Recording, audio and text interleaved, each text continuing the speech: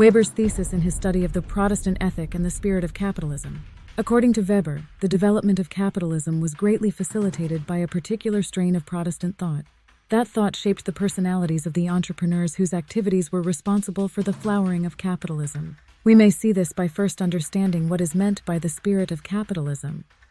That attitude which seeks profit rationally and systematically in a way that is exemplified in the writings of Benjamin Franklin. A penny saved is a penny earned. Waste not, want not, etc.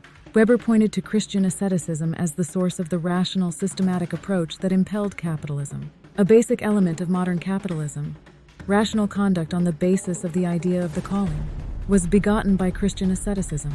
For in Christian asceticism, the individual is driven by a concern for his or her own spiritual well-being, and can assure himself or herself of a state of grace through ascetic action. Faith was a gift of God, but one was able to prove that one possessed that gift through concrete results, namely, Christian conduct that served to increase the glory of God. Works never enable one to gain salvation, but they are indispensable for demonstrating one's possession of that salvation. The Christian ascetics, therefore, systematically and rationally ordered their moral life. They agreed that the waste of time was a deadly sin.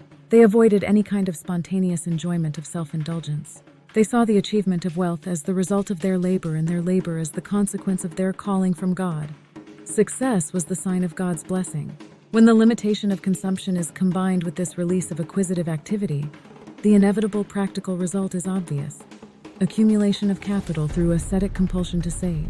In sum, Christian asceticism produced precisely those character traits that were conducive to the development of capitalism. Economic growth proceeded as a consequence of the pursuit of assurance of salvation. People were motivated to behave in particular ways that happened to be the ways needed for the growth of capitalist economy. Given the kind of Protestant thought described above, will people invariably behave in a way that leads to economic development? The answer must be no, because we know of instances where Calvinism did not result in the kind of economic behavior that characterized the Europeans studied by Weber. In his analysis of Afrikaner Calvinism in South Africa, Randall Stokes has shown the social context in which religion operates is of critical importance. Although the Afrikaner Calvinism was virtually identical to the 18th century European Calvinism, the effects of religion in South Africa were the opposite of those in Europe. Afrikaner Calvinism was a conservative rather than an innovative economic force. Stokes explains this in terms of the particular social context in South Africa. For one thing, the Afrikaners came to regard themselves as a kind of chosen people because of their self-identification with the ancient Israelites and their repeated confrontations with the native black population.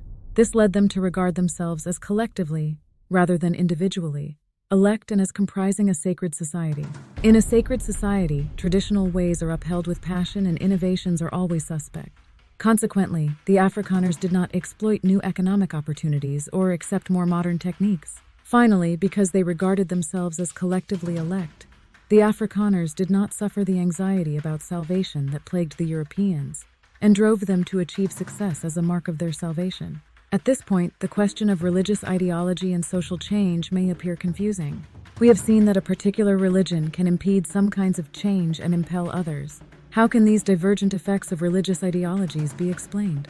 In his examination of the relationship between religious orientation and civil rights militancy, Gary Marx found the same disparity and suggested an answer for it. He notes that the net effect of religion was to inhibit change by minimizing protest attitudes. At the same time, he found many religious people to be militant. Marx suggests that this can be understood in terms of the multiplicity of themes of any religious perspective, some of which are in tension and if not contradiction. One strand of Christianity is the afterlife and acceptance of one's lot in life. But another strand is the realization of religious values in this life. In addition to the multiple strands of thought in all religions, 3 other reasons have been suggested as to why religion facilitates or impedes change. One is that some directions of change are congruent with the existing religious ideology. 2, a second reason is that religion changes over time.